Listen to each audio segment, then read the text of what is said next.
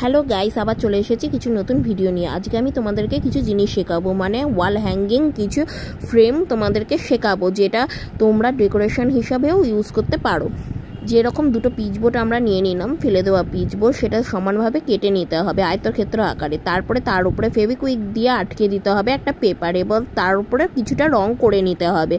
Fabric colour দিয়েও তোমরা রং করতে পারো, কিন্তু আমার হাজব্যান্ডের যেহেতু এই কালারটা পছন্দ ছিল না, তাই আমাকে বললো র্যাপিং পেপার দিয়ে এটাকে র্যাপ করে নিতে। তারপরে আমরা এটা র্যাপিং পেপার নিয়ে একটা র্যাপ করে নিলাম, ফেভিকুইক কাঁটা দিয়ে ভালো করে এটাকে জয়েন্ট করে নেবে।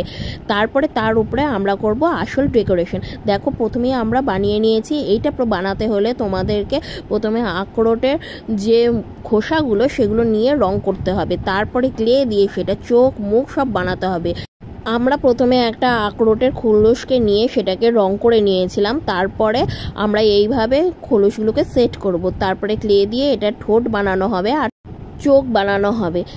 কিভাবে আমরা ঠোঁট আর চোখ বানাচ্ছি এই ভিডিওতে স্পষ্ট দেখানো হয়েছে। তারপরে সেটাকে বানিয়ে আমরা ফেভিকুইক কাঁটা দিয়ে সেটাকে লাগিয়ে দেব পজিশন অনুযায়ী।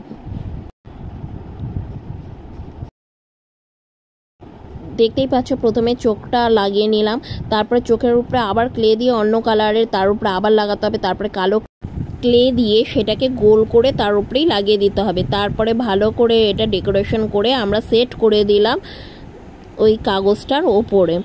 তারপরে আমরা বানাচ্ছি পাতা বানাতে গেলে একইভাবে ক্লে দিয়ে তোমাকে চ্যাপটা করে নিতে হবে। তারপরে ক্লের সাথে কতগুলো জিনিস তোমাদের দেওয়া হবে ডেকোরেশনের জন্য, সেটা দিয়ে তোমাদের পাতা শেপে কেটে কেটে নিতে হবে, যেরকম আমি নিচ্ছি পাতা শেপে কেটে কেটে।